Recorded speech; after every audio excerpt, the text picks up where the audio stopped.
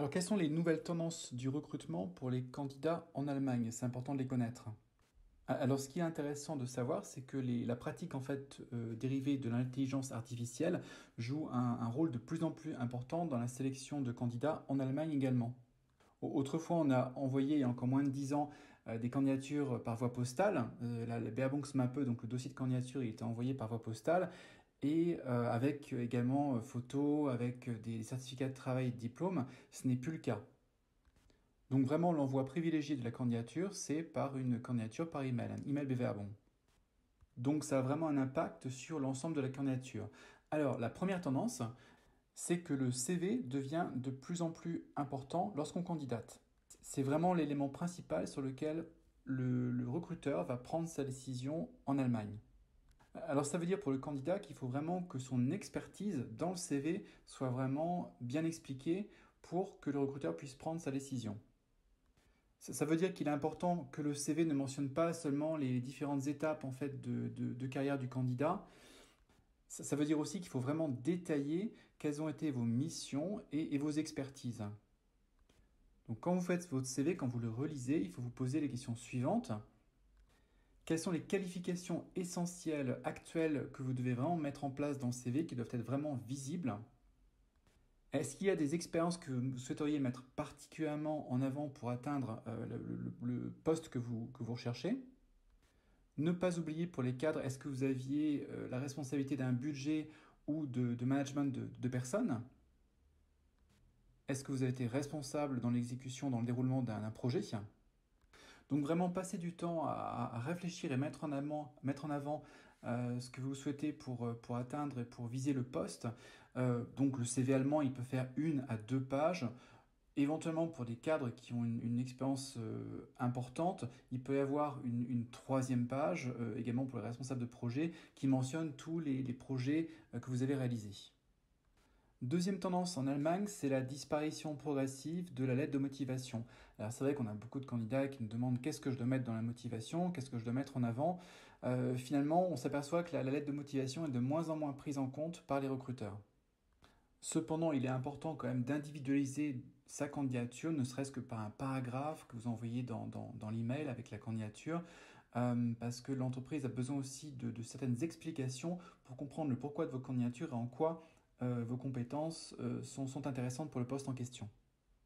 Alors, troisième tendance qui est importante, qui découle des deux premières et du fait que les candidatures sont envoyées de façon digitale, c'est que le CV doit toujours être actualisé.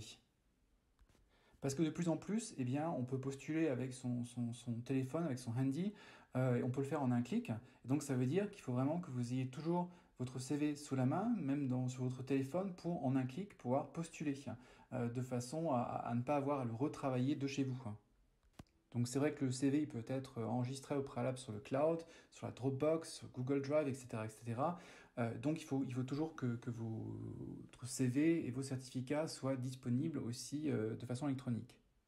Cependant, la quatrième tendance aussi, c'est de respecter une certaine qualité et une précision aussi dans la candidature. Donc c'est pas parce que vous pouvez postuler en un clic avec votre téléphone qu'il faut pour autant ne pas faire attention à l'orthographe, ne pas faire attention aussi au minimum de recherche aussi pour individualiser votre candidature, parce que ça se voit assez rapidement en fait. Et ça va jouer aussi dans la prise de décision de vous inviter ou pas en entretien. Donc, ça veut dire qu'il faut éviter le style chat, Telegram, utiliser aussi un vocabulaire un peu trop courant.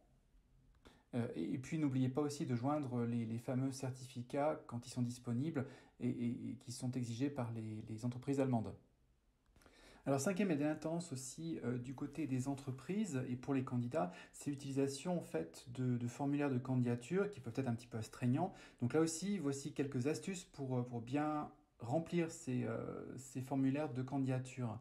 Donc 2 tiers des entreprises en Allemagne utilisent des systèmes de gestion de candidature. Ça veut dire que derrière, en fait, le recruteur il va utiliser des mots-clés qui vont lui permettre de filtrer rapidement les candidats. Donc ça veut dire que de votre côté, il faut éviter de ne pas remplir tous les formulaires en entier. Il faut les remplir le plus possible. Donc des fois en tant que Français, ça vous arrive d'avoir des formations qui ne sont pas listées par les systèmes allemands. Donc dans ce cas-là, essayez de trouver des équivalents, parce qu'il faut au moins remplir ces filtres-là de façon à ce que vous ne soyez pas exclu de la recherche. Y compris quand vous avez des possibilités de marquer du texte, essayez de formuler quand même du contenu de façon à ce qu'on puisse vous retrouver par mots-clés dans votre candidature. Donc ce sont vraiment des petites astuces, mais des choses à ne pas négliger si vous voulez être retrouvé par les recruteurs. Donc voici un petit peu les 5 tendances que j'ai pu remarquer dans ma pratique du recruteur en Allemagne. Ça fait depuis 20 ans que je suis actif dans ce domaine et que j'ai pu observer vraiment des grandes tendances. Donc le monde du recrutement bouge et aussi les tendances de recrutement également.